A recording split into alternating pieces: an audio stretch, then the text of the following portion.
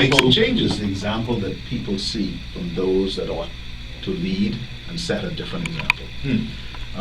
Some people may recall we're not too far from Meeting Street, and when we look in days gone by at some of the giants who would have led the community, many of them were not terribly wealthy.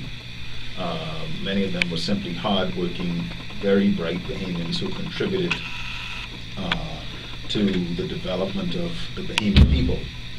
We have discarded reverence for those types of individuals, and we now put the people on the pedestal, the ones with bling, with plenty money, fine cars, and the materialism has been embraced by many, many Bahamians. Let me give you an example.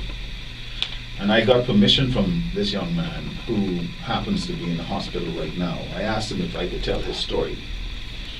Now, his story, he was walking with a Galaxy S4. That's a telephone. Telephone. Cell phone. And he says that somebody came up to him and said, "Hey man, let me use your phone." His response is, "I ain't got no minutes." The person allegedly doubled back, leaned out of the car and shot him in the chest. Took the S4. Now, he almost died from that.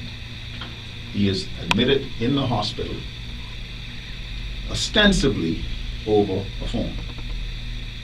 This is Nassau, Bahamas. That's today.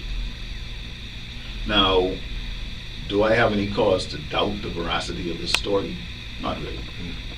But if you think about it, the idea that life is so cheap that, as in other places, you could die for a pair of tennis shoes, well, in the Bahamas, potentially you could die for a telephone.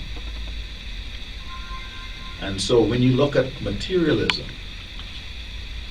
when you look at the turf wars that have sprung up, Bahamians ought to understand that we have basically embraced a culture that has destroyed much of what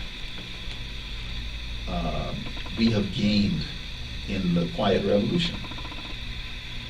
If you think about it, Bahamians came a very long way after 1950, 1960.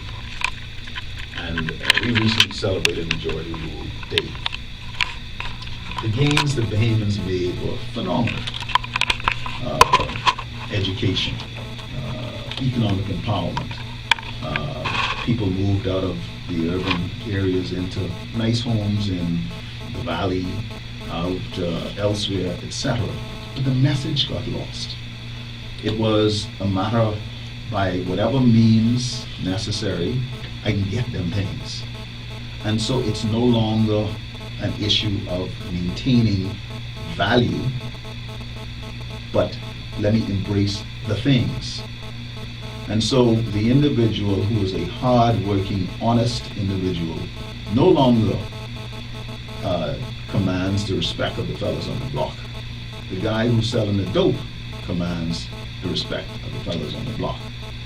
The guy who may have to ride in a 10 or 15-year-old automobile, but he cares for his family, is a prominent member of his church, is actively involved in civic activity, is not somebody that we look up to now. The fellow who's driving his Mercedes-Benz, BMW, who doesn't work, at least he has no legitimate job, but he flashes $100 bills and will throw out the boys on the block. That's who we look up to. Now, when you take it from the clandestine activity to the white-collar individuals, the fellas who could swing a deal, cut a deal, and get a $5 million hit there, a $1 million hit there, etc., that's who we look up to. And some of those individuals, unfortunately, are leaders of this country. Take it. Some of those individuals are leaders of this country. And so when Mr. Monka speaks about gangsterism, I have to agree with him. There are gangsters and pirates among us. Now, obviously, with our libel laws as they are, you're not going to get me to call any names. No, I but don't I am want to. I don't sure, expect you to. I am sure that everybody listening to this program right now will nod their head in agreement and said, I don't think he's talking nonsense. Is there any way out of this, though? I mean, I hear what you're saying. You're absolutely true. I agree with you, and I endorse what you're saying. And I'm happy that you're here because the whole idea is to make sure people understand something once and for all. That we've got a problem. And two, we've got to find some things to start dealing with this problem because too many people are dying needlessly and senselessly in this country.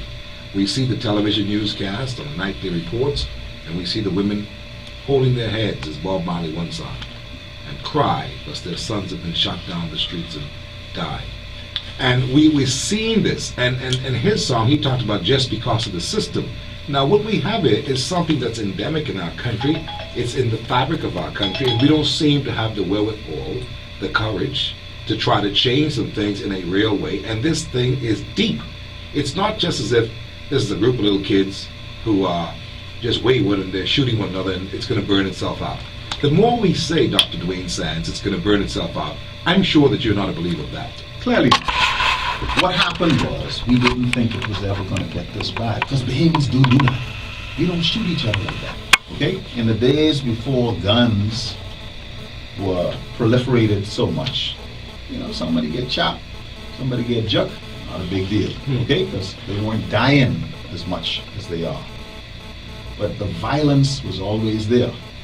When I grew up, we used to worry about Okra Hill. We used to worry about Camp Road. My Grammy lived right off Camp Road. Okay, my father's mother. And so there were certain places you didn't want to go because they had some bad boys in there. But them bad boys used to chop you with a rock.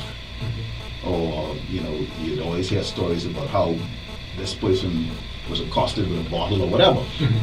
Well, now the weapon of choice is a 9mm or an AK or some other automatic weapon. But the anger that has been created in many of the young men who have been spawned, who have been abused by society, that have never been loved, and they act out because nobody really cares about them. Okay, and the only love that they find is from others just like them. So they don't expect to live. They're not afraid to die. Would you say that we have a criminal society, basically, by and large? We have created primarily young men, but not only young men and women, who really don't have a whole lot to live for. And we have created a classist society. It used to be that we were united by roots that were common, that we identified with each other because we were from a country and we were all oppressed by the colonialists, right? And then we had this wonderful thing whereby we were unified to gain rights, education, healthcare for all. But then we started to separate on the basis of net worth. So that, quite frankly, I ain't got nothing to do with you. You're a little poor black fella. It's class. It's class now, okay? And women get abused, they get used as sexual objects, and children get